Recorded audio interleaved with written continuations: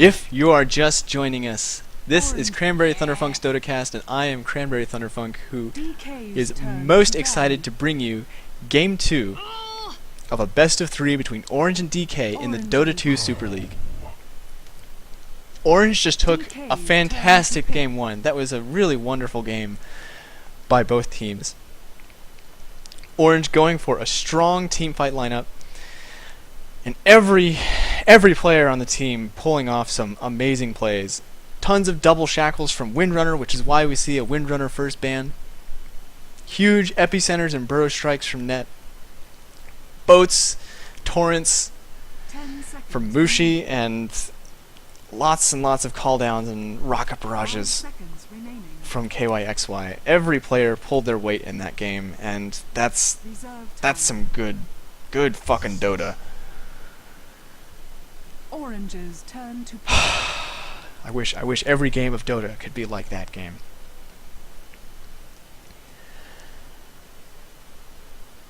Wow.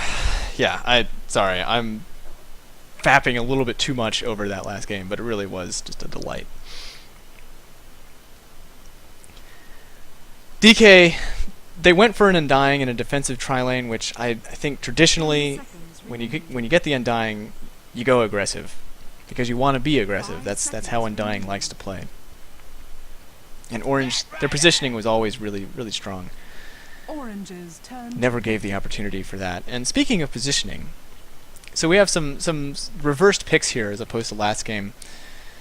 DK had the Batrider last game, Orange picking it up this time, while DK picks up the Visage that Orange had last game. Orange dealt with the Batrider very well in Game 1 by always being together. Basically, after 20 to 25 minutes, they never left each other's side. They were always there to support each other. And that meant no easy lassos for rotk. He tried, he really did, and there were a few that made a big difference, but Orange was always there ready to jump on top of that Batrider and punish him for daring to initiate upon Orange. So I think if DK does the same, if they're ready for the blink lassos, they too can handle the Batrider. The Nyx Assassin also picked up. I like seeing Batrider and Nyx Assassin picked up on the same team, because Nyx Assassin is a pretty decent counter pick to Batrider. I hesitate to say counter pick because he doesn't shut down Batrider in any specific way. But the Spike Carapace is good because he can just run into the Firefly and stop the lasso, provide good chasing potential. There's a lot of ways for Nyx to make Batrider's life hell, and so if you pick up the Nyx Assassin, prevents that and saves you a ban, and Nyx Assassin is always just a great support to have, or a mid. Likely a support this game, but DK goes for the Spectre. Spectre has been seeing more and more play over the last month or so. Even before, she received no changes in 6.78, but she definitely started to trend upwards in the last few weeks of 6.77. As teams, I think, have become more comfortable with playing the Spectre that has come to be over the last few patches. Spectre was a 4 Protect 1 hero, but now is a more involved carry at all points during the game. If you get multiple points in Desolate, or even just one, Desolate's a very powerful tool for damage. And at max rank, that's 65 pure damage that's getting added, which that's always relevant. And if it's maxed level 7, which that's not necessarily the ideal build for Spectre, but if it's maxed early, that's a huge source of damage. Because a single haunt, which lasts 3 seconds, you're looking at 4 to 5 auto attacks, and that's 200-300 damage combined with the normal damage that the Spectre's illusions provide. So Orange, they're once again banning out the Slark. I haven't seen DK run the Slark, but I guess they really must have if Orange's that's the turn second to pick. ban that Orange has put on that hero. Orange is still looking for probably one more support, a carry, and an offlane of some kind. Wouldn't be surprised to see Orange go for the aggressive tri-lane again.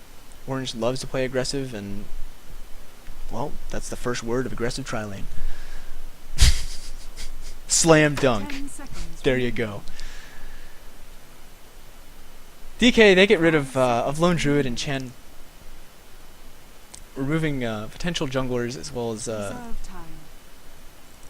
I think Lone Druid would be a safe laner for either of these Lena. teams. DK's turn to pick. So DK is looking for a solo mid, one support, and their offlaner. DK still tends to run defensive tri-lanes. While they're not so much the 4 protect 1 kind of team that they used to be,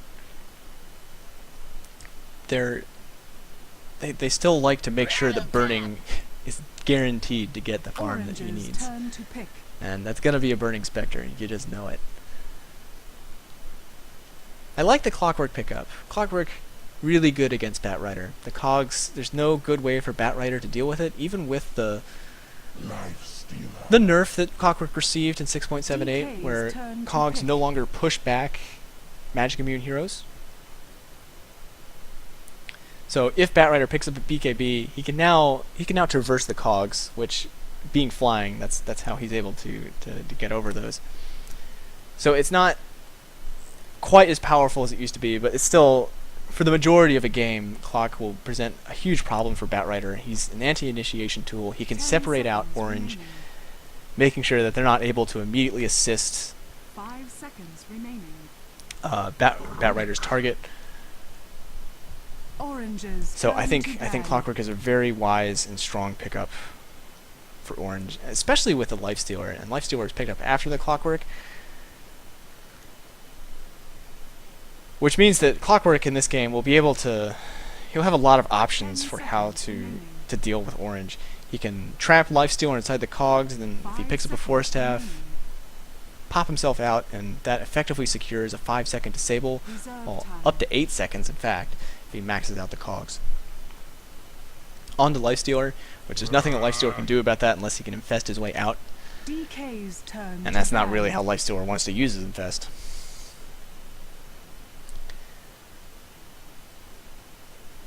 So with the Nyx Lina Lifestealer, I think an aggressive tri-lane is very viable for Orange, especially up against 10 Spectre. seconds remaining. There's not a lot of lockdown 5 in DK's seconds tri-lane, remaining. that's for sure. I mean, Spectre, Visage, Rubik, that's Reserve time. fairly low harass, not a lot of easy ways to rack up the soul counters for Visage. So I expect that the laning phase for DK is going to be pretty rough. They're going to have to make it through the first 5 to 10 minutes of this game without losing any kills or giving up any deaths if they want this game to work out for them. They need to make it long enough until Clockwork hits 6 so that he can provide the hookshot cogs, which at that point Visage and Rubik will start paying off. But I don't think this is the strongest tri-lane in the world for DK. Does give them good team fight, and there's a lot of things for Rubik to steal in this game. Everything from Lina. Most of what Nyx Assassin has to offer, the Impale and Vendetta being the most valuable, Orange's turn to pick. with a close third on the mana burn.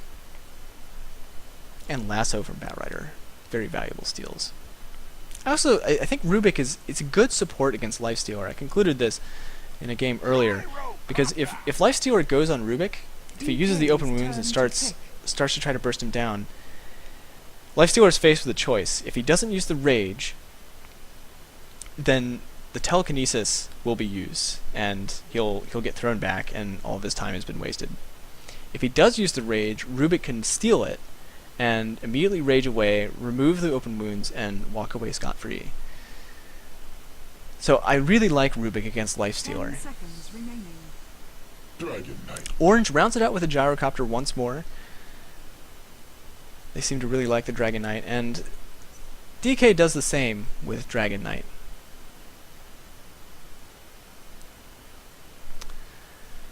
So, both very strong teams. It's all going to come down to play, I think. I don't think either of these drafts have any specific weaknesses outside of what I suspect will be a somewhat rough laning stage for DK. With Mushi on the Batrider, I expect that he'll be going up against mid versus super, which that does present some problems for DK.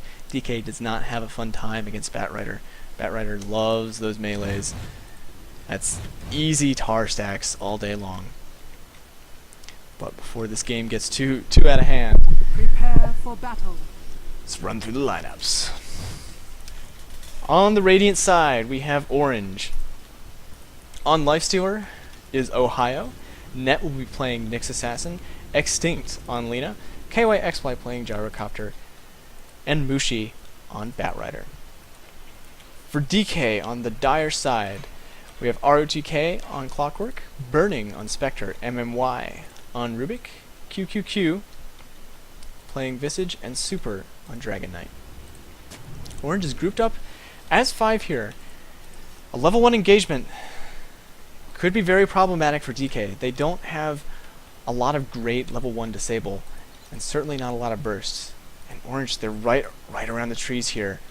They see MMY coming. This is a first blood for sure. MMY, he eats the light strike array, the open wounds. There's no chance of him escaping. And first blood goes the way of Orange, and even better, it gets put onto that Lifestealer. A great start for Orange, and really clever play there. The placement of that ward is very smart. Waiting right on the other side of these trees where they couldn't be seen. And what Battle begins. could have been, if they tried to go for a more aggressive ward placement, they may have been spotted out. But by placing it here, they don't have to step out, and they provide no possible vision for DK.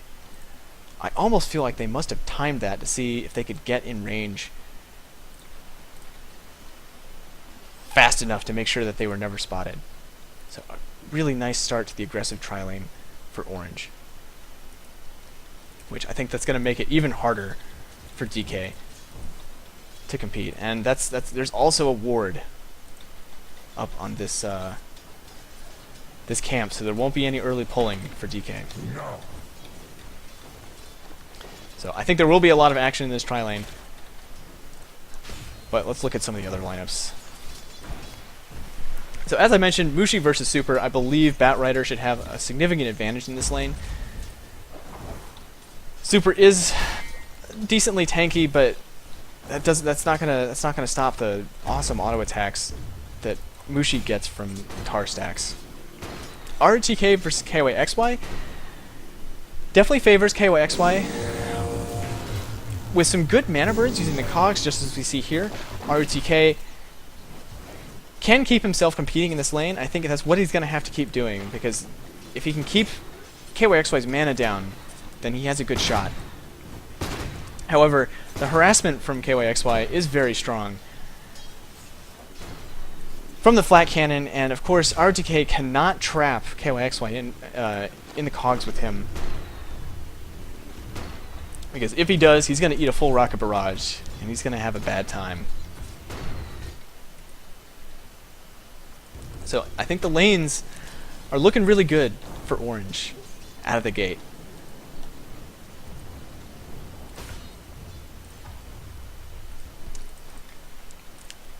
I do expect some rotation from both teams here. As long as DK is positioned intelligently, I don't think they should be giving up any kills in this tri-lane.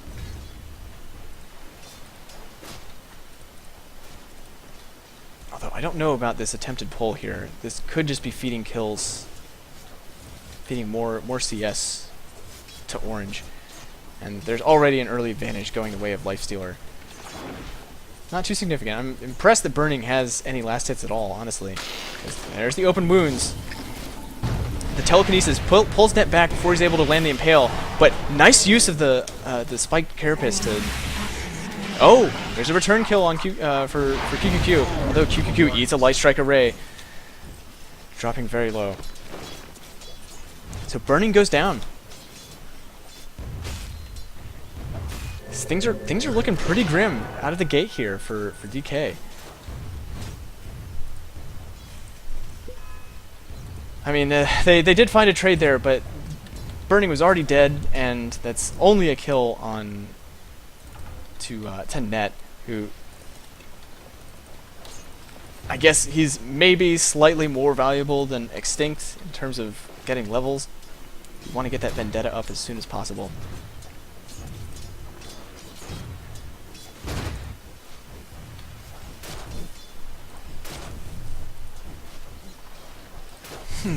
And so this is why I was a little questioning the attempt from DK to pull here. And actually, you know, that's kind of what cost them there.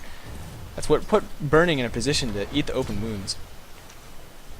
But there's no chance that Orange is going to just give that pull up. That they'll challenge it very easily. And one nice feature of Lina is that Dragon Slave is very long range. Makes it easy to steal creeps from pulls. As this lane goes on, I feel that kyxy should be pulling further and further ahead. He's actually picked up a bottle, so he's going to have pretty good sustain on his mana, so he can continually cast the flat cannon. But flat cannon becomes ever more problematic. At level 1... Oh! There's a stun onto QQQ. He drops low. Finished off with a Dragon Slave from Lina. Doesn't it? MMY, he's also dropping low. Light Strike Relay lands. That's a double kill in this tri-lane. Actually burning too. He's got the Spectral Dagger, so he might be able to make it out here. But he jukes the wrong way. Eats the Impale and the Light Strike Array. That's a full wipe in this aggressive tri-lane. I think DK is in trouble in this game. Burning, he was keeping up in last hits, but now he's going to be falling further and further behind. His supports... QQQ has managed to live through these fights, so he's level 4. He's actually out-leveling Burning, which is... Don't burn your fingers. unfortunate for Burning, that's for sure.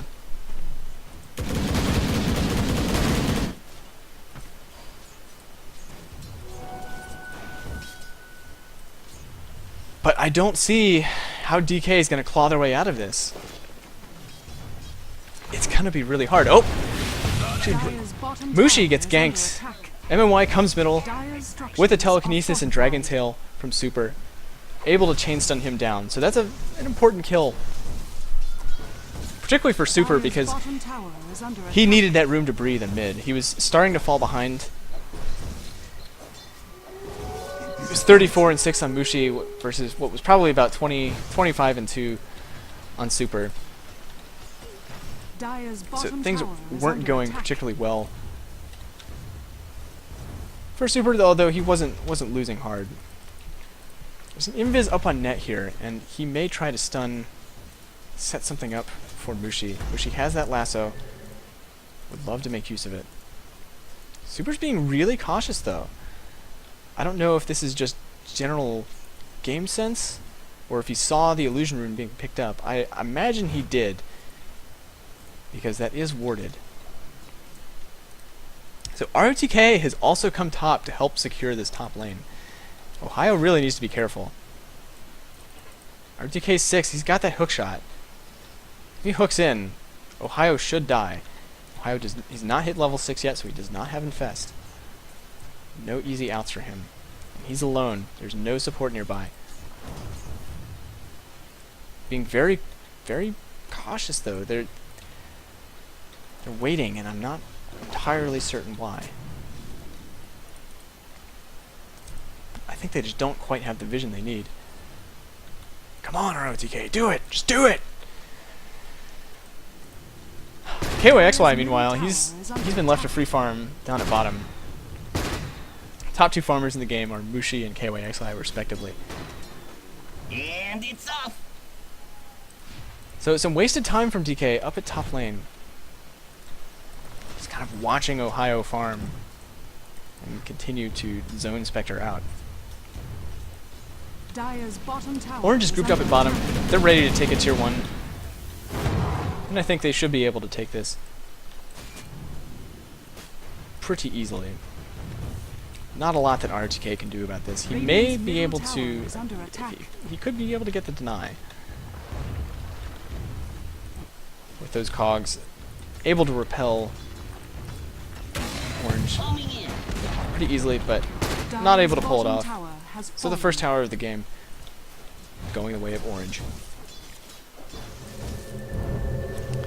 ohaiyo has left the top lane. I guess starting to feel a little bit risky. Flame Break misses on Super. If he'd gotten pushed back, then it might have been a different story.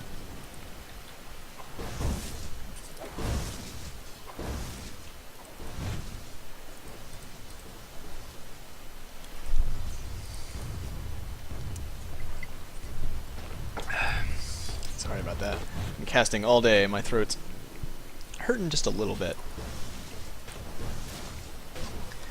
So Phase and Drums finished on ohaiyo. He's going to be pretty fast, and that's dangerous at this 9-minute mark for DK. 4 grouped up top. Looks like they want to take Burning out of the game yet again. May also just be looking to push down the tier 1. Oh, Mushi, he could go down again, and he does. Finished off with the Flame Breath from Super. So more rotation from DK. They're keeping Mushi down, and that's very important. Buyback from Mushi, I'm not sure what he intends to do with this. He is going to be able to delay the push with his Firefly, so I guess that probably is his intention. He'll be able to successfully do that. Meanwhile, Orange, they're getting a lot of damage up onto the top tier 1. Smoke used by DK. They want to make something happen. I don't know if they're going to be able to get there in time. Fortify is not off cooldown. And they have no forms of long-range initiation. RTK's still down at bottom lane. So the smoke was used and not put to any effect just yet. They're still heading that direction. Level 8 on RTK, so he's got at least 2 in battery assault. Boom! There it goes. Burning came bottom for a little bit to acquire the farm that was there. Can't stay though. He definitely can't stand up to kyxy. Looks like Burning is going for the Phase Drums build on Spectre.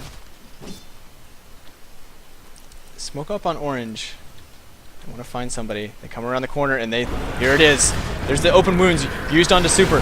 Haunt, used by Burning. He's going to jump into the fight just now. He's going to find Xtinct. Easy kill for him. Rage TP by ohaiyo will save his life, but that's Orange giving up 2 kills. Kind of have to wonder, what if Mushi were there? Now Mushi, he's at 1900 gold. He's almost got his Blink Dagger, and it's understandable that he would want to farm that up. But that turned into a 4v3 very quickly. And Orange is not so far ahead. Oh, there's the open wounds on Super. Flame Break pushes Super back just a little bit. But Mushi still has the Flaming Lasso. Doesn't even need to use it. That puts ohaiyo at a mega kill now. 5-0-1. About halfway towards his armlet. Which will be his first pickup in this game. First major pickup, I should say. Blink Dagger finished for Mushi. That's on the way. And with that Blink Dagger pickup, we see an Infest Bomb brewing for Orange. They want to take out Burning. They've got this nicely placed ward here to spot Burning, but I think they expected him to continue to farm the lane. So this will be a little bit of wasted time for ohaiyo. I think they just kind of assume that DK will be on their way back to this lane for some kind of kill, but they've also revealed the Blink Dagger by stepping here, and I think that means that DK is not going to step anywhere near Mushi. They do not want to get lassoed. Have yet to see a hook shot from rotk. It's been very, very reserved with the use of that ability so far. DK sees Mushi over here. They're just not having any of it. They do not want to get lassoed.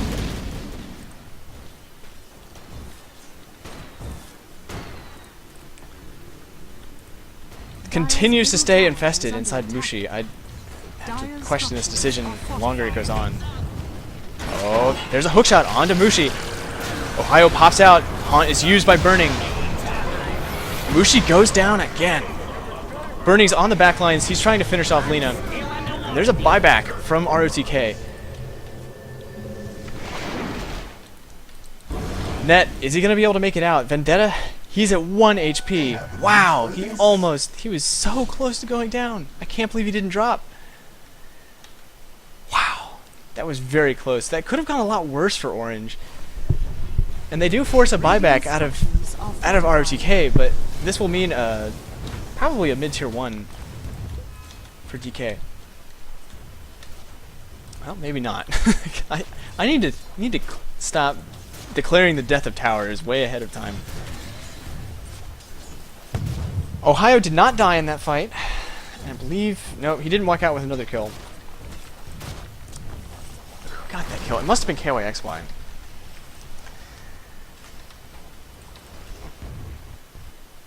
Oh. Oh. I guess my game has just decided to up and crash. I think I need to restart after every...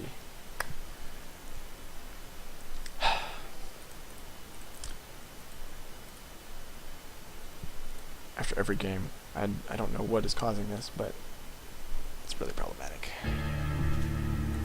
Well, I do know what's causing it. It's the programming of the game. This used to happen a lot more often until they fixed a memory leak with 32-bit Windows. Yes, I run 32-bit. It's not my fault. If you feel like buying me a copy of 64-bit Windows, by all means, go for it. My voice is starting to give out just a little bit, but I've got one more game to do after this one. Can't give up yet.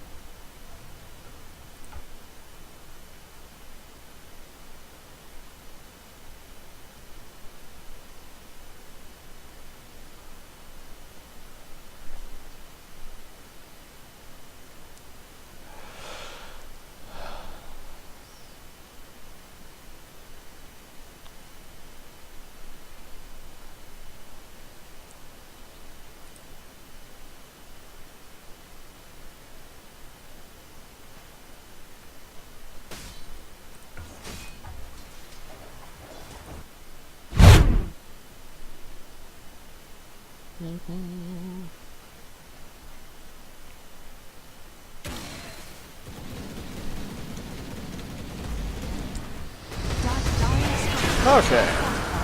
We can rewatch this fight. I'm cool with that. So does Burning pick up a kill on xtinct here? This is what I want to know. No. Teleport out from Lina will save her life. And Vendetta... Actually, that's the reason that Net lived. He just got out of sentry range, allowing him not to get hit by that soul assumption. So really close call for Net. Almost made it a 3 for none. Or 3 for 1 in favor of DK. Radiant structures are fortified. And kyxy does drop in this fight, and that's a big deal. He's level 9 right now. Very farmed. He's had a lot of time to get his farm up in this game. So taking him down, that's a big boon for DK.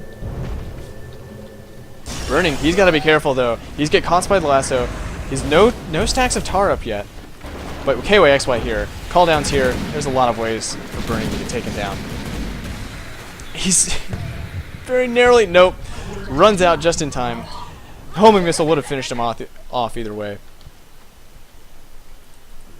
So an important kill for kyxy. Pretty much makes up for the death in that last fight. Burning's not having a great start in this game.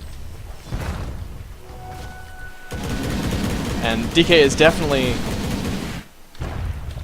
reliant on Spectre for the late game here. Spectre is a harder carry than almost anybody. Not quite the hardest, but he's He's way up there. Hookshot misses kyxy, and if that had hit, he would have been dead. He did have the call down, so he could probably punish rotk for that, for his close proximity, but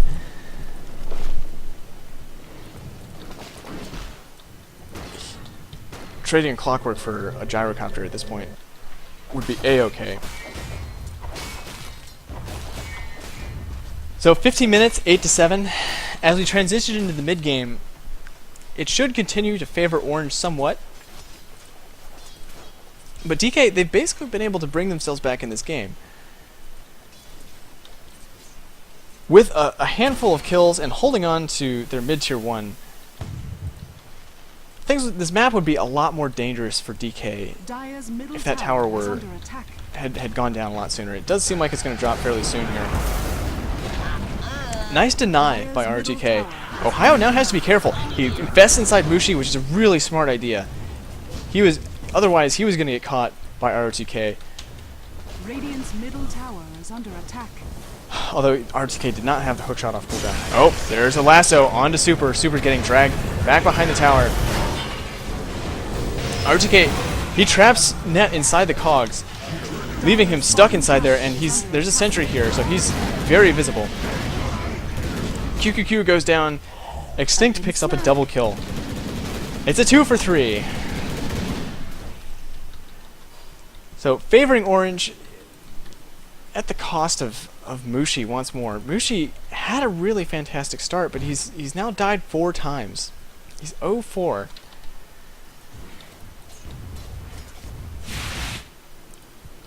It's a problem for orange. They're really relying on mushi to initiate in these fights and to make the kills possible, because that's the only big setup that they have. Net, he does not have the farm to be the initiator in these fights. He's a follow-up stun. He can potentially find pickoffs through his vendetta, but at level 1 the duration's just not that long. And DK have been really good about placing sentries.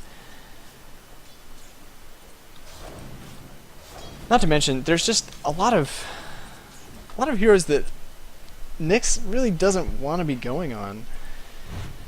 Visage with Gravekeeper's Cloak, not an easy burst initiation.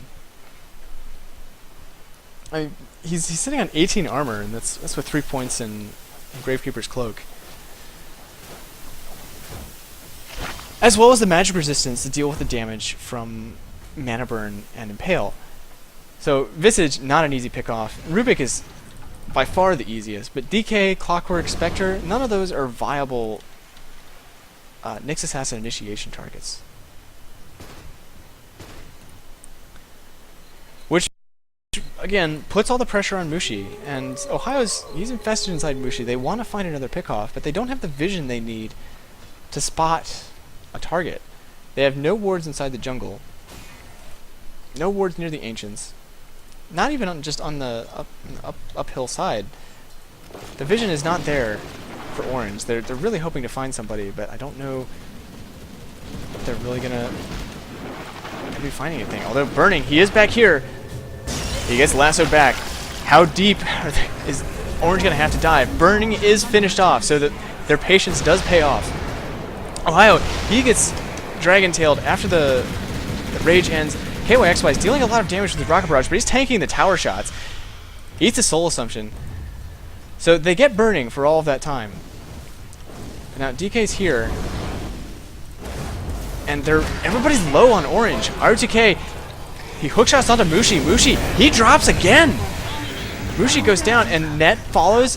xtinct goes down. This is a 4 for 1. Way overcommitting here. I think orange, as soon as they killed Burning, they needed to back the hell out. They had so many heroes at low HP. They don't have a mech? Yeah, they don't have a mech. Which, oh, now it's a 5 for 1. Burning, he comes back to life, uses the haunt, and picks off kyxy, no problem. So a nice kill going for Burning there. That's a very handy pickoff. And that's all. This is also the first tower for DK, getting that bottom tier 1, and potentially more. There is a Roche sitting and waiting for that dire side advantage to come into Dire's play. middle tower is under attack. Although it looks like maybe DK will not be able to finish off the tower. Radiant's Once bottom again, I tower call the is tower under death attack. too early. But great fight for DK, and this is where I'll question the Ghost Scepter pickup on Xtinct. If that were a mechanism, Orange would have had a lot more hit points in that fight. They had multiple heroes that were below 25%. I mean, I don't know what compelled them to stay in there, or what compelled Mushi to be diving past the tower. I think Orange is getting way over aggressive, and that's kind of a classic Orange problem. They're an aggressive team, and they love to play in the face of the other team. I think what may also be happening here is that they feel that they have a huge advantage, which is reasonable to perceive at this point. They did a great job shutting Burning down in the lane, and they really won all of their lanes, aside from some deaths on Mushi. I think that may be also a factor here, is that Mushi did win mid lane, but he also died twice and buyed back at least once. I'm not sure if he's buyed back a second time this game. Don't think so. Incoming! So he gave up a lot of the farm advantage that he had. He is well on his way towards a 4-staff, and that will help a lot in these initiations. It means that they don't have to be so far behind. I mean, they dove all the way behind the tier 2 for that kill on Burning. Thinking with the golden experience graphs, it is, as I suspected, pretty close to 0. There is a 5,000 gold advantage for Orange. That's mostly the towers talking.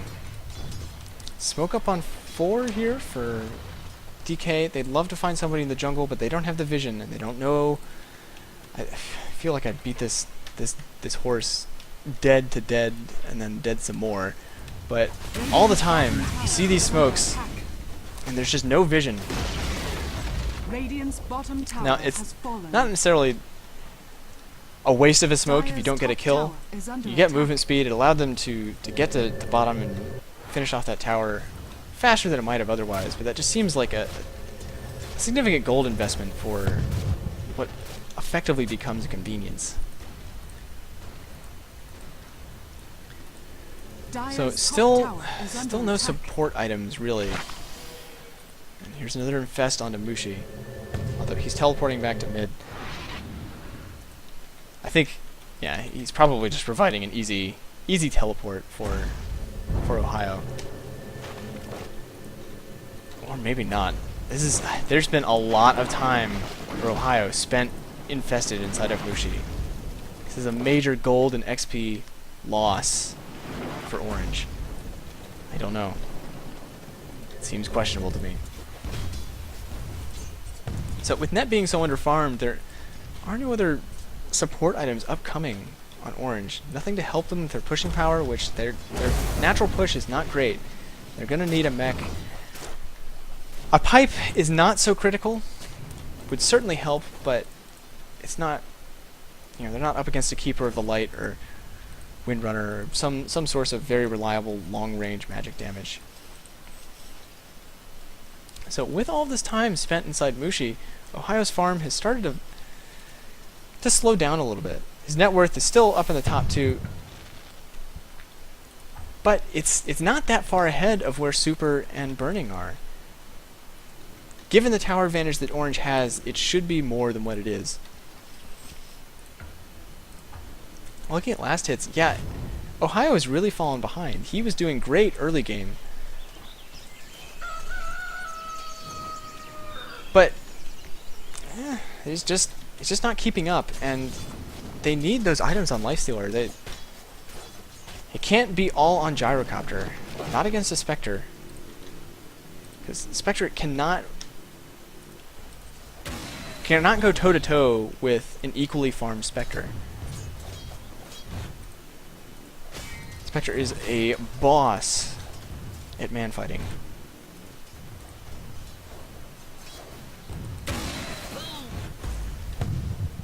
And especially with, I mean, DK has a lot of tanky heroes, which means the flat cannon is not going to be quite as devastating as it might be in in another game. It's always good. It's always powerful.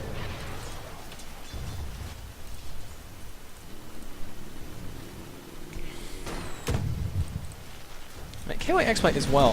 His farm is not. No, I'm just gonna stop myself right there and recognize that no, I was about to start talking out of my ass. He's at 150 last hits, topping the charts quite handily. Finished his BKB.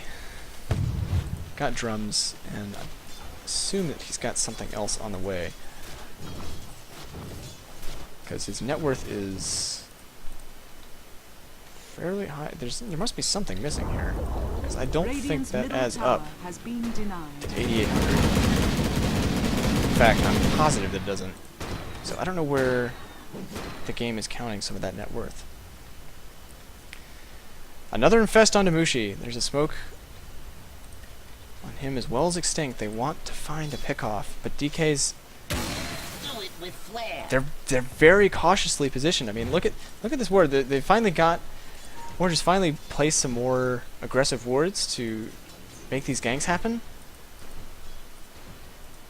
But DK's game sense, I mean, this is really impressive. DK, they know that something's up. There's the find. They get ROTK, and that's an important early pickoff. Mushi, however, he's dropping so low. He's at 170 HP. Really has to be careful. ohaiyo, he's already used the rage, and now he's got to find his way out of here. But the familiar stuns land on 3 huge familiar stuns from QQQ. Devastating, and finishes off. That's a triple kill for Visage. Huge fight. Huge fight for DK. I can't believe that they took it in such a overwhelming fashion. Things are starting to look bad for Orange. Some poor positioning and just way overly aggressive. Orange has spent so much time trying to make these infest ganks happen, and they get ROTK, but there was a lot of follow-up, and everybody from DK was there when they picked off ROTK. They couldn't get far enough away, especially because ohaiyo popped the infest rather early, not allowing Mushi to force staff away and make the fight in a much safer position. So DK, as a result of that fight, a 4-for-1, great for them. They pick up the Roche, and Burning now has an Aegis on him, and he's not far from a Manta style, which will be very strong this game. Lots of fairly easy targets for him to just mow down. Will allow him to tank rocket barrage damage much more easily. But that's another reason that Desolate is so powerful. It applies to your illusions, and so you get 3 illusions, each dealing plus 65 damage. It's much better than what an anti-mage gets from his mana burn, or what any other melee carry gets from Diffusal. In fact, it's probably the best Manta propagation that you can get in the game.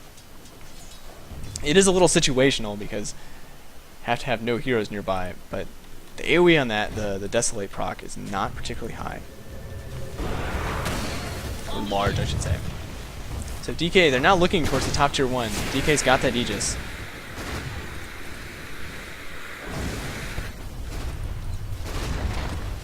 And Spectre's a great hero to have the Aegis on, because if he goes down, that means he's dealt his entire health pool in dispersion damage. That's 22% of 1400 HP.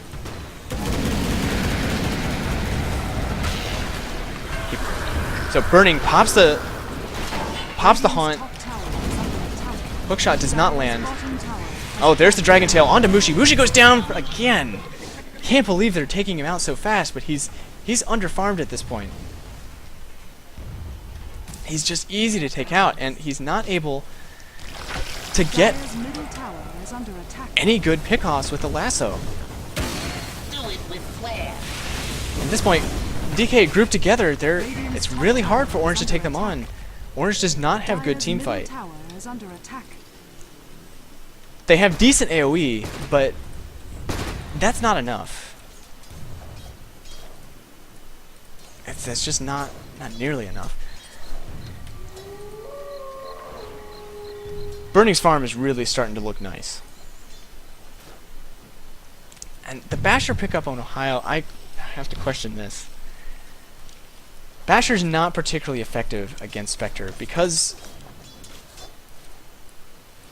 Spectre's has a Manta style. If he pops the illusions before the Basher, then his illusions are totally irrelevant because of the aforementioned Desolate. But there's not really anyone that it's super desirable to chain stun. Like, none of these heroes, aside from maybe a Visage, who can be a little bit of a squirrely guy to take down, uses the Grave Chill to get away, kites fairly decently. But you're not picking up a Basher just for Visage. And for Dragon Knight, yeah, he's got that BKB, so it provides a stun to go through that. And Orange has no stuns outside of the lasso that go through BKB. But I think, honestly, that's how they should be dealing with Dragon Knight, is the lasso. That or ROTK. But I don't know, I just feel like Lifestealer needs to be tankier. He needs to be able to go one-on-one with Burning, and I don't think that Basher is really what will allow him to do that. Something like an S and Y, an AC, I would prefer to see. Shadowblade finished on Super. It's a Mechanism on Visage. RTK has a Ghost Scepter and a Force Staff. Mushi jumps in, but he's not able to get the lasso off. He's taken out way too early. Ohaiyo, he gets trapped inside the cogs. He's gonna go down too. There's nothing he can do about that. Burning's dropping low, but he's got the Aegis, and he's gonna be happy to use that. And Orange calls the GG. 32 minutes in, 13-24. Orange, they throw this game. I think that's the only way to put this. I mean, look at that advantage. They had just gotten up to 7,500, and there's no reason they couldn't have kept that advantage. But continued over-aggression, look at that plummet. Just continued over-aggression, diving way too hard, not making use of their map control. They could have spent some of that time farming and getting at least another set of items up. Some measure of survivability for Mushi. He was dying so fast throughout all of these fights. He became just completely useless, and I think some wasteful spending by him, buying back early on, perhaps to defend the mid-tier 1, but not making any kills out of it. I mean, what was his final score there? I mean, 1 in 8 on Batrider. That says a lot. There's the stat screen. So DK played that really well, but I would have to say that was Orange's game to lose, and they threw it.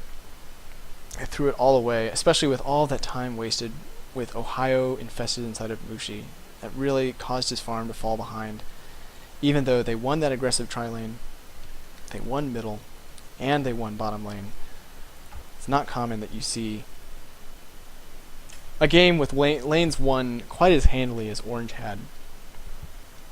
In the end, lost so swiftly.